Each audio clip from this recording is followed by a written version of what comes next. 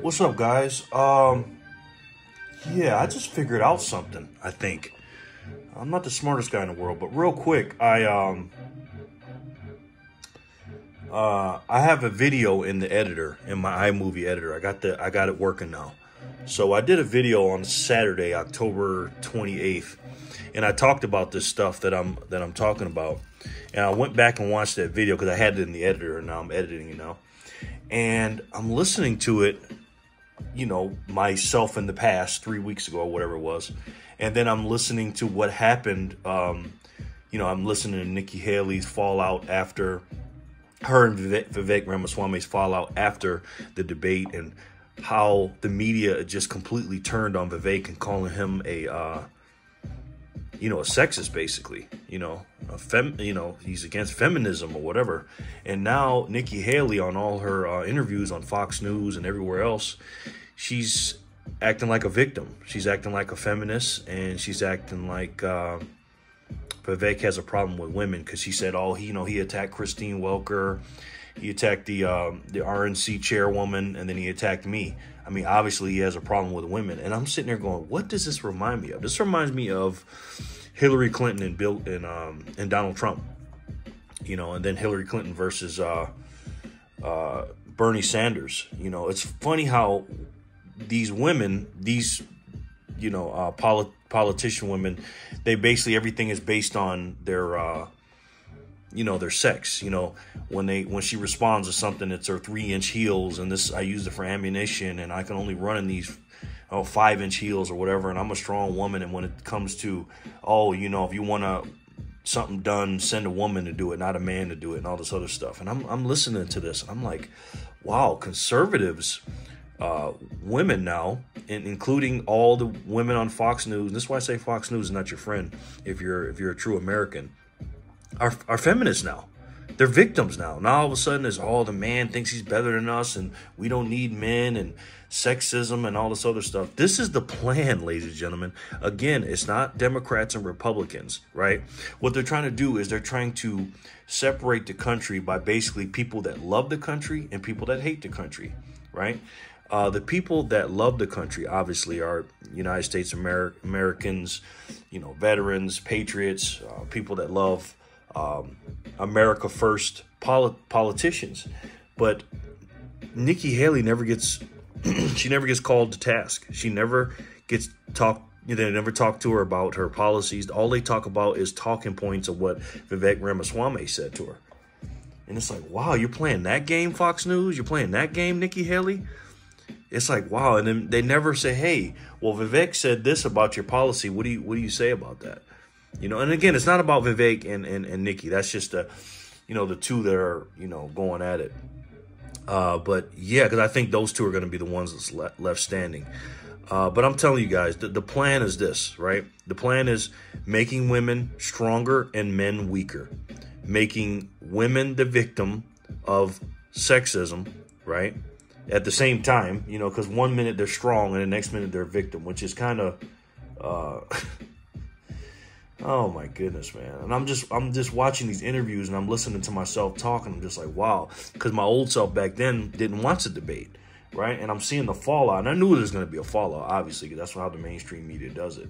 But everywhere Vivek goes, Fox News, anywhere, he gets attacked. He just gets attacked. And it's crazy. Remind you anybody? Guys, I know Donald Trump, man. I'm from New York State. And Donald Trump was a Democrat for a long time. He's a yuppie from New York City, okay? He's not a Republican, ladies and gentlemen. And neither is Vivek Ramaswamy. And the reason why I'm bringing these two guys up in particular is because they're anti-establishment. They have their own money, and they're into politics to change the culture of America, a.k.a. get it back to this. And not the corporatism and the military-industrial complex and the bureaucrats controlling everything. And it's crazy how the machine just absolutely attacks people like that. They attack Vivek Ramaswamy. They attack Donald Trump. They're attacking Matt Gaetz. All the good people that raise their own money or have their own money, because Matt Gaetz wasn't rich or nothing, but Matt Gaetz takes small little donations. But I'm just sitting there. I just had an epiphany. I'm like, wow, this is what they're trying to do, ladies and gentlemen. They're trying to tell us in a nice and slowly way that this is the way we're going to do it. This is the way. It doesn't matter if it's Democrats. That's a Democratic playbook. The Democrats are the ones that try to push feminism and trying to push, men are sexist and all that. Now the Republicans are doing it because they're boosting up Nikki Haley. They tried it with Ron DeSantis, but Ron DeSantis is obviously a failure. They put a lot of money into him, and it didn't work. He's just not that guy. He don't have it. He's a great governor. But he turned his back not only on the guy that helped him get the governorship the first time, but the guy that he looked up to and praised, and that's Donald Trump. And, Tim Scott dropped out. Chris Christie just wants a job on MSNBC and CNN. And I know some of you guys are like, why do you keep talking about politics and this? Why don't you talk about silver or Bitcoin and stuff like that? All this stuff ties together, ladies and gentlemen. It ties together, and you got to be informed on what's going on. You know what I mean? And that is the plan. The plan is to keep us separated, to get us away from the people that actually want something good for the country. And do people have like their own little personal things that they want, the personal accolades and stuff? Does Donald Trump want that? Is he kind of a narcissist? Sure, of course he is. I know that. I'm not stupid. But at the end of the day, I'm just watching this stuff like, wow. Like, I'm listening to people that are pro Nikki Haley, and they got her on the shows, and I'm like, oh yeah, Nikki Haley's kicking your butt. And, you're kicking Vivek Ramaswamy's butt. And I'm sitting there going, what are you watching? You know what I mean?